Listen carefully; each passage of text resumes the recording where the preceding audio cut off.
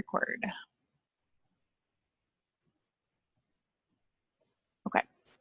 Okay, now we're recording. Okay, so let me start that over. Make sure that you're checking your announcements area.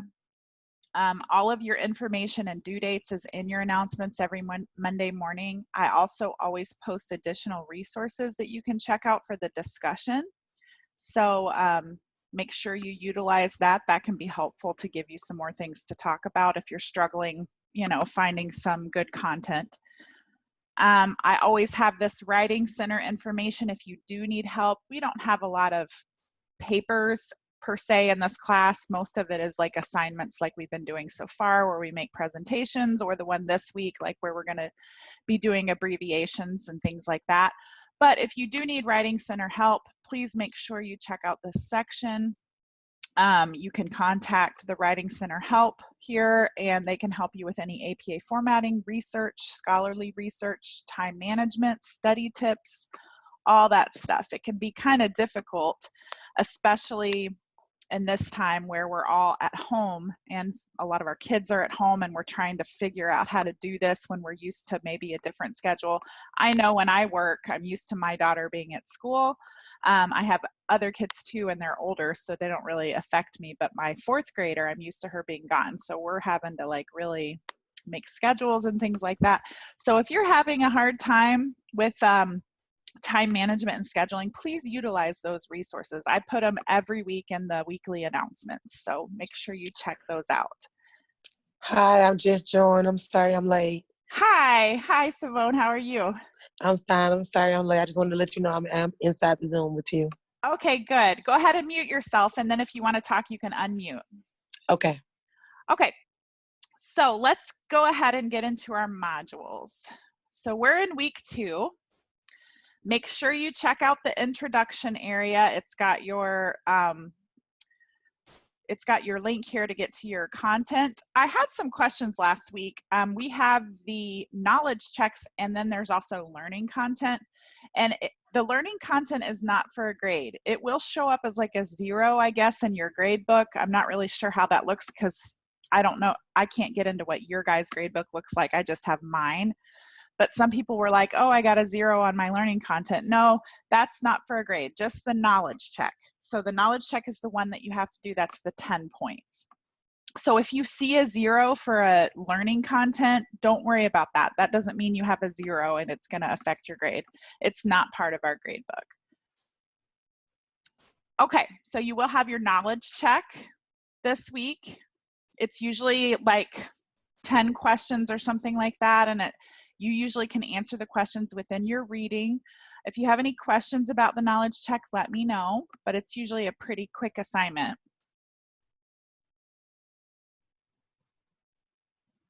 Okay, so our discussion. Our discussion this week is on medical safety.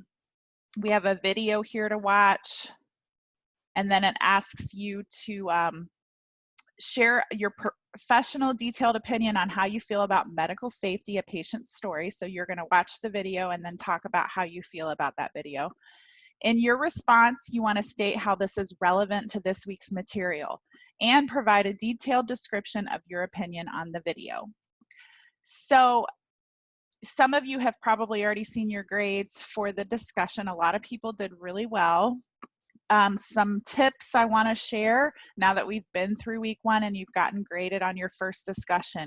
Make sure that you are posting a substantive discussion post. So your initial post should be a good 2, maybe 3 paragraphs. If you're struggling with what to talk about, you can use those additional resources. I also post those throughout when I'm responding to people. I'll post articles or things you can look at. But make sure that you're posting a substantive post, because you will get marked down if you only write like 3 or 4 sentences. Always in your discussions, talk about how it's relevant to what we're learning this week. How is this topic relevant to the things that we're learning in this week? And you always want to post your references. If the video is the only reference you used, cite the video. Just cite the link to the video at the end of your initial post. If you used some articles or if you looked up some things, post those, because there is a section in our rubric for the discussion for APA formatting, which basically just means I want you to have your references. So if you don't post any references, you'll get a couple points marked off. So you don't want to do that for something that's so easy as to just post a link or something like that. So make sure that you have your references posted in your initial discussion post so you don't lose points on that. So your initial post is due Wednesday at midnight, and if it's late, you'll also get points deducted. So make sure you get your initial post in. So by tonight at midnight, you need to have that in there. It has here, please be sure to validate your opinions and ideas with citations and references in APA formatting. So don't forget to do that. Okay, so you need to make sure that you are responding to at least 2 other students by Sunday at midnight. You can respond to more than 2 if you like, but you need to have at least 2 substantive student response. So you don't just want to say, great post. That's not going to count as a response. You don't want to say, I liked your ideas. That's not going to count. You need to further that. Ask questions about the peers post, you know, clarify some things they said. You can discuss what you learned or something that you wanted to share, or you can add on to what they said. So a good, you know, 2 or 3 sentences at least response, you know, and even further than that if you have something more to say. So make sure that you're posting substantive student responses. In your student responses, if you use material, you need to reference that, just like in your initial post. That doesn't mean you have to reference material just to respond to somebody. If you just have your own opinion and it's coming from you, you don't have to post a reference for that in your response. But if you read an article after reading a student's post and then you want to talk about that article in your response, make sure you're posting that as well. So basically, a great rule of thumb is if you use outside material for anything in your work in this class, make sure you're posting it, make sure you're citing that. That way you're protecting yourself. So that's just something to remember to help you through these discussions. So I think, sorry, my hair is like stuck in my stuck in my headset. So I think we're going to do better this week. A lot of people did really well. That's not to say, you know, that everybody didn't do well, but that's just kind of the things I saw with week 1. And that's pretty typical because we're getting used to the new class and things like that. But if you have any questions about the discussions, please let me know. I'm happy to help you if you need ideas or if you need help in formatting your discussion posts or something like that. Just reach out to me and we can get together. We can even do a one-on-one Zoom. Just let me know. Okay, so that's our discussion. We went over the knowledge check. So our assignment. I've already had some questions about that this week, so I'm going to go over that. Oh, I'm sorry, I'm on the wrong thing. So I'm going to go over that in detail. Okay, so it says RX and abbreviations. Download the attached document of RX and abbreviations and then rewrite each order out using the correct interpretation of the abbreviations. So you will download this sheet, which is a list of a bunch of medical abbreviations. Please don't look at this and panic and think, oh my goodness, I'm gonna have to learn like 1 million abbreviations. No, you don't have to learn all these right now. But this will be like a key or a guide to your assignment. And it's in alphabetical order, which is great, so you can find things easier. And it's just common abbreviations that are used in the medical field. I can tell you guys right now, I worked in the medical field for over 10 years and I probably never saw half of these because it kind of depends on what department you work at in the medical field. If you're in a pharmacy tech or you work in the pharmacy, you probably see a lot more of these. But if you're a medical assistant or you're an administrative assistant up front, you've probably only seen the ones the doctors use when they're writing out notes and things like that. So it kind of just depends. Okay, so I'm going to try to pop this one up beside it. See if I can do this. Can you guys see that okay, both of these? Okay, so here is your actual assignment. you're going to go through each of these. There's 20 of them, and these are orders that doctors write for a prescription. And you're going to read this and interpret these abbreviations and write it out. So I will do number 1 with you. It says Keflex 250 milligram cap PO Q6H. So some of you might be looking at that thinking, what does that mean? So you're just going to come to the first thing that you don't know what it is. Most of us know that mg means milligrams if you had math like that in high school. But if you look at cap and you're like, I don't know what cap means. And it's the little CAP. So we go to the little CAP here and it says capsule. So cap means capsules. And then, so you'll write that down. Keflex, 250 milligram capsules. And then you'll go to the next one, PO, and you'll say, what does PO mean? And you'll scroll down.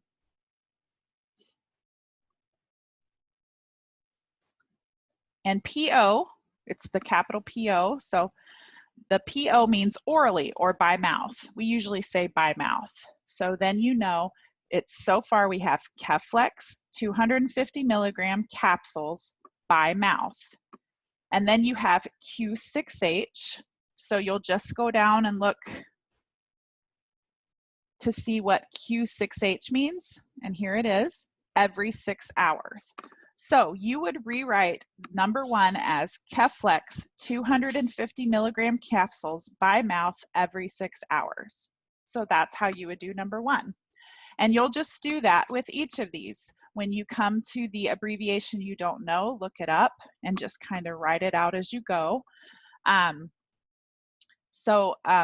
it will make like a lot more sense to you. So like for this one, I'm not going to look up each thing, but it's Demerol 50 milligrams intramuscular, IM means intramuscular, every 4 hours, PRN means as needed for pain. So it's Demerol 50 milligrams intramuscular, every 4 hours as needed for pain. So that's how you would do these. You would just look up the abbreviations as needed. So when you download this, you should be able to write in it. You should be able to edit and write in it. So you will write in each one underneath it. And when you have finished all 20, you'll save this and then you'll upload it for your assignment. Do you guys have any questions about that? Or does that make sense to you? Can I clarify anything else? And you can unmute if you need to talk. No, Professor. I think you actually covered all of my questions. Okay, great. Okay, so that's what we're doing for this week. It takes a little while when you first start, but once you get the hang of it, a lot of them will be repeated abbreviations. So you'll be like, oh, I know what that one is. I know what this one is. And then you'll get faster at it and it goes by a lot faster. Okay. So that is due Sunday at midnight. Here is your rubric for that. So it's asking you if you want to get full credit, correctly interprets all abbreviations 100%. This is what you will get if you miss a few or if you decide to not do a few, and then so on and so on. So basically the rubric is just basically points you will get according to how many questions you get correct. But you guys, as long as you look at the abbreviation list and write them out according to the list, you should get every one of them right. So the only time I have people miss points is if they just decide, well, I only felt like doing 15 of them, so I didn't do all 20, you know, so something like that. But usually everybody does really well because the list is easy to follow and easy to interpret. Okay, I'm going to go ahead and stop sharing. Oh, I wanted to go over one more thing in the announcements before I stop sharing. So like I told you, I always post week 1, week 2. I also always have the live sessions here, and I will always post the recordings here. So after we're finished here, it usually has the recording ready for me in about 20 minutes. I will post the recording for today here so that if you're not here, you can watch it, or if you want to rewatch it, you can do that as well. Will you be doing them every week? Every week on Wednesday at 11. Okay, I will great. do them. So that way it gives you a chance to get into the class for a couple days. And then once you start getting to assignments, if you have questions, I'm here for that. And also these live sessions are if you need some extra help or if you have questions. So make sure you let me know too during these sessions if you have any questions. So does anybody have any questions over week 2 so far? No, thanks. No. No. Okay. You're good, Simone? Yeah, Okay. it helped me out last week for Zoom. I mean, for our assignment for last week, it helped out a lot. So Oh, that's I great. actually like doing this. I think it's more better that they should do it. So when we do the survey, I'm going to ask them to do this, start doing this, because it helps out a lot for students and stuff like Yes. us who are at home and doesn't have the opportunity to talk to a teacher all the time. See, I think I they're good agree. too. I teach for a few other schools and we always do live sessions. So I've been saying this for a while with her. I They're would definitely helpful. do that in my survey. Yeah, I like it too. Plus we get to see each other and it's kind of Exactly. nice. You know who we talking to and who we're Yeah. actually classmates and peers are. That's really good. So I really, hi Nicole, I'm sorry. How you doing? Hi. Plus we're all lonely because we don't get to see people. Exactly. Quarantine. Yep. I know, right? All right, well, I'm gonna go ahead and hop off here. You guys can reach out to me anytime. My office hours are at the bottom of every weekly announcement for week 1, week 2, week 3. My phone number is in there. I hold office hours 8 to 5, Monday through Friday. So just reach out to me if you need to meet with me in the evening or on the weekend. I can set that up too. Just email me and let me know. I'm here to help you succeed and I'm happy to help you anytime. So just let me know, okay? Thank you. You guys Thank you. have a great Nice to meet Wednesday. you. Bye. Nice to meet you. All right. Bye-bye.